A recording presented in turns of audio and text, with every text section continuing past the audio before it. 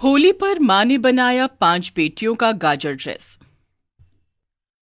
गरीब सुनीता अपने छोटे से घर में रात के समय अपनी सिलाई मशीन पर कपड़े सी रही थी और उसके घर में उसका पति महेश और उसकी 5 बेटियां रिया, दिया, कोमल, पायल और अनीता ये सब सोए हुए थे। पता नहीं कब ये गरीबी हमारा पीछा छोड़ेगी। माँ, आप इतनी रात गए कपड़े क्यों सी रहे हो? आप सो जाइए माँ, वरना आपकी तबीयत खराब हो जाएगी। बिटिया, तू सो जा, मैं थोड़ी देर में सो जाऊंगी। माँ, आप सारा दिन खेत में काम करके कितना थक जाते हो, ऊपर से आप रात भर सिलाई का काम करते हो। आप इतना सब मत कीजिए माँ, वरना आपकी तबीयत खराब हो जाएगी। मुझे कुछ नहीं होगा बिटिया, चल अब तू सो जा। गरीब सुनीता रात के 1 बजे अपने छोटे से घर में अपनी सिलाई मशीन पर कपड़े सी रही थी। उसके छोटे से घर में उसका पति महेश और 5 बेटियां रिया, दिया, कोमल, पायल, अनीता सोई हुई थीं। तभी सुनीता रोज की तरह पूरी रात भर सिलाई करती है। अगली सुबह सुनीता मिट्टी के चूल्हे पर सबके लिए चाय बनाती है। माँ, 15 दिन बाद होली का त्योहार है। आप होली पर हमें नए कपड़े, पिचकारियाँ ये सब दिलवाओगे ना? हाँ माँ, इस बार की होली हमें बड़े धूमधाम से खेलनी है। बच्चों, तुम तो जानते हो हमारी आर्थिक परिस्थिति इस समय ठीक नहीं है। मेरे साथ हुई इस दुर्घटना के बाद अपने इस परिवार की सारी जिम्मेदारी अकेली सुनीता पर आ चुकी है।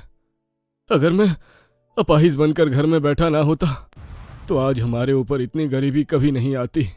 जी, आप क्यों बार बार उसी बात को सोचते हो? क्या करूं सुनीता, घर के ऐसे हालत देखकर और अपने बच्चों की उदासी देखकर हर बार वो बात मेरे मन में आ जाती है। कुछ महीने पहले ही एक सड़क दुर्घटना में महेश का एक पैर कट चुका था। वो धनकपुर गांव में मजदूरी का काम करता था। तब से वो घर में अपाहिज बनकर बैठ चुका था। महेश के साथ हुए इस हादसे के बाद सुनीता उसी गांव के सेठ बंसीलाल के खेत में मजदूरी का काम करके अपने परिवार का पालन पोषण करने लगी। थोड़े समय बाद सुनीता रोज की तरह बंसीलाल के खेत में चली जाती है और उसकी बेटियां और पति अपने छोटे से किराए के घर में बैठे थे। सुनीता की रोज की आमदनी केवल 200 रुपए थी। इतनी कम आमदनी में सुनीता और उसके परिवार को अपना गुजारा चलाने में काफी मुश्किलों का सामना करना पड़ता था। बंसीलाल अपने खेत में हर समय गाजर की ही फसल करता था। तभी सुनीता फसल को पानी देती है तो वहां बंसीलाल आता है। सुनीता, बाकी मजदूर कहाँ है? मालिक, वो अब तक आए नहीं। सुबह 11 बजे आते हैं। अच्छा, कोई नहीं, तुम दो पानी। सुनीता फसल को पानी देने लगती है। थोड़े समय बाद खेत में काम करने वाले बाकी मजदूर भी खेत में आते हैं और सुनीता के साथ काम करते हैं। दोपहर का समय, सुनीता रोज की तरह खेत से कई सारे गाजर लेकर अपने घर आती है और अपने हाथों से आज भी गाजर का हलवा बनाती है। ये क्या माँ, आपने आज भी गाजर का हलवा बनाया? अरे, कल तो हमने गाजर का हलवा खाया था। हाँ माँ, आप हफ्ते में बस 2 ही दिन सब्जी बनाते हो और बाकी सारे दिन हमें गाजर का हलवा और गाजर की खीर ही बना कर देते हो। हमें नहीं खाना अब ये गाजर का हलवा। बच्चों, में रोज रोज सब्जी नहीं बना सकती। ये गाजर हमें खेत से मुफ्त में मिल जाते हैं और मेरे पास इतने पैसे नहीं रहते कि मैं रोज रोज सब्जी ला सकूं। जो मैं कमाती हूँ उन पैसों में बिजली का बिल, घर का राशन और मकान का किराया चला जाता है। सुनीता की 5 बेटियां आज भी नाक मुंह टेढ़ा करके गाजर का हलवा खा लेती हैं।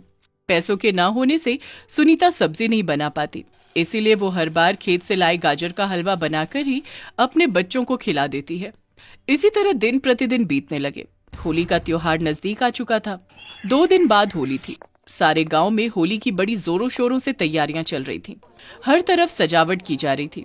हर गली, हर मोहल्ले में होली के रंग, पिचकारियों की दुकानें लगी थी और लोग अपने परिवार, अपने बच्चों के साथ बड़ी खुशी खुशी होली के रंग और सामान खरीद रहे थे। अब उन सबको देखकर रिया और उसकी बहनें फटे पुराने कपड़े पहने एक जगह उदास होकर खड़े थे। रिया दीदी, देखिए सब बच्चे अपने माता पिता के साथ कैसे नए कपड़े पहनकर होली के सामान खरीद रहे हैं और एक हम हैं जो ऐसे फटे पुराने कपड़े पहनकर खड़े हैं। हाँ दीदी, चलिए ना हम माँ से कहते हैं कि वो भी हमें नए कपड़े, होली के रंग और पिचकारियाँ दिलाए। बहनों, तुम तो जानती हो ना माँ के पास पैसे नहीं है, वो कहाँ से दिलाएंगी हमें नए कपड़े। 5 दुखी मन लिए घर आते हैं। दोपहर का समय, सब खाना खा रहे थे। माँ, हमें होली के रंग और नए कपड़े दिलाइए ना। गांव में सब बच्चे नए कपड़े खरीद कर होली के रंग पिचकारियां खरीद रहे हैं। हमें भी होली में नए कपड़े रंग चाहिए माँ। बिटिया, मेरे पास पैसे होते तो मैं तुम्हें जरूर दिलाती होली के रंग और पिचकारियां। अपनी माँ की बातें सुनकर पांचों बहनें दुखी हो जाती हैं। गरीबी के कारण सुनीता और उसकी बेटियों को होली जैसे खुशियों भरे त्योहार पर खुशियां मनाने का मौका नहीं मिल पा रहा था, और उसकी बड़ी वजह थी सुनीता के परिवार की गरीबी। तभी सुनीता बंसीलाल के खेत में आती है और खेत में काम करने लगती है। शाम का समय सुनीता रोज की तरह एक टोकरे में खेत से गाजर भर रही थी। भगवान जी, आखिर हम क्यों इतने गरीब हैं? क्यों मेरी बच्चियों को खुशियां मनाने का अधिकार नहीं है?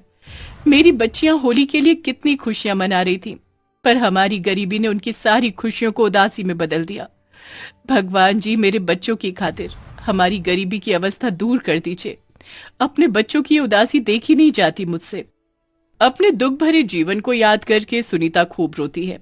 तभी वो कई सारे गाजर एक टोकरी में भरकर अपने घर ले आती है और एक एक करके उन गाजर को काटने लगती है।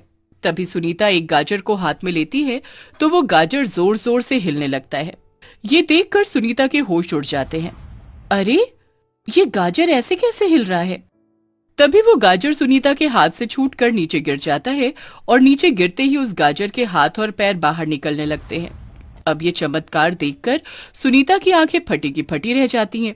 तभी वो गाजर अपने पैरों पर खड़ा हो जाता है और सुनीता से कहता है, मुझे मत मारो, मुझे इस चाकू से मत काटो, मैंने तुम्हारा क्या बुरा किया है? गाजर को बात करता देखकर सुनीता हक्की बक्की रह जाती है। ये क्या?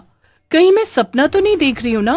ये गाजर बात कर रहा है, ये कैसे हो सकता है? सुनीता, मैं एक जादुई गाजर हूँ, मुझे मत मारो। तुम जो मांगोगी मैं वो तुम्हें सब दूंगा, बस मुझे मत काटना। जादुई गाजर? तुम सच में जादुई गाजर हो? मुझे तो यकीन ही नहीं हो रहा है। तुम मुझसे कुछ मांग कर तो देखो। अगर ऐसा है तो तुम मेरी पांचों बेटियों के लिए बढ़िया से नए कपड़े ला सकते हो। तभी वो जादुई गाजर अपने जादू से सुनीता के पास खूबसूरत सा एक लहंगा, 2 फ्रॉक और 3 बढ़िया से खूबसूरत से महंगे ड्रेस लाता है। ये देखकर सुनीता बड़ी खुश हो जाती है। तभी वहाँ उसकी पांचों बेटियां आती हैं। अरे वाह, इतनी बढ़िया ड्रेस! माँ, ये ड्रेस कहाँ से आई? बिटिया, ये इस जादुई गाजर ने दिए मुझे। जादुई गाजर? हाँ, ये एक जादुई गाजर है। हाँ, मैं एक जादुई गाजर हूँ। सुनीता, जब तुमने मुझे हाथ में लिया था तभी मैंने तुम्हारे जीवन के सारे दुख पढ़ लिए थे। तुम जीवन की दुखियारी हो सुनीता, पर अब तुम चिंता मत करो, मैं आ गया हूँ ना। अब मैं तुम्हारी सारी परेशानी दूर कर दूंगा। ये सुनकर सुनीता और उसकी बेटियां बड़ी खुश हो जाती हैं। तभी वो जादुई गाजर अपने जादू से सुनीता के घर में कई सारा राशन भर देता है और बहुत सारे पैसे देता है और काफी सारी चीजें अपने जादू से लाता है। ये सब देखकर सुनीता बड़ी खुश हो जाती है। अरे वाह, तुमने तो हमें एक ही पल में अमीर बना दिया। बहुत बहुत शुक्रिया जादुई गाजर। अच्छा सुनीता, अब मैं चलता हूँ। भविष्य में तुम्हें कभी भी मेरी जरूरत पड़े तो तुम मुझे बस याद कर लेना, फिर मैं तुम्हारे पास आ जाऊंगा और तुम्हारी सारी परेशानियां दूर कर दूंगा। अब मुझे तुम्हारी तरह किसी और मजबूर की भी सहायता और उसकी गरीबी दूर करने जाना है। अरे रुको रुको, तुमने तो हमें होली का सामान ही नहीं दिया, हम होली कैसे खेलेंगे?